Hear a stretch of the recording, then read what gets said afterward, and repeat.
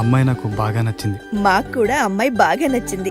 మాది same day లాగే, కాకపోతే మరేం లేదండి, అబ్బాయికి బ్యాడ్ హ్యాబిట్స్ ఏమైనా ఉన్నాయేమో అని. చూడండి, అబ్బాయి మేలిం బంగారం, కాకపోతే సిగరెట్ మాత్రం తాగుతాడంతే.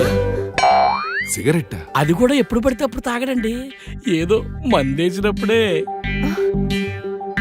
అంతేనా? ఇంకా ఏమైనా? ఎప్పుడైనా సరదా పడ్డప్పుడు మాత్రం మనోడు అలా అలా నైట్ క్లబ్బులకి వెళ్ళి టైం పాస్ చేసి వస్తుంటాడు అంతే. ఇవన్నీ మా అబ్బాయికి ముందు నుంచి అలవాట్లేవండి. ఆ మధ్య 6 నెలలు జైల్లో ఉండొచ్చాడు. జైలుకా? జైలుకా?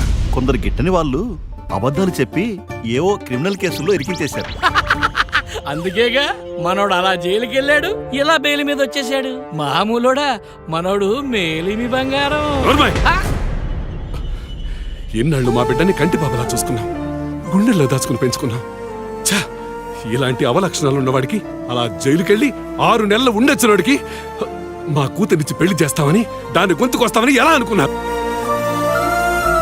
దయచేసి మీరు ఎక్కడి నుంచి వెళ్ళిపోండి. వెళ్ళండి. 1 మినిట్ చూడండి, ప్రశాంతంగా ఉన్న మా జీవితాల్లోకి ఇలాంటి నేర చరిత్ర ఉన్న వాళ్ళని తీసుకొచ్చి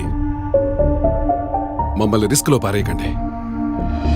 మన బిడ్డ పెళ్లి విషయంలో ఇంతగా ఆలోచించే మనం బిడ్డలాంటి ఓటు వేసే విషయంలో ఎందుకు ఆలోచించం?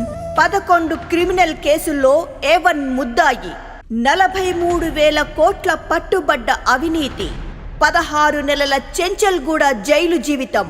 ఆలోచించండి.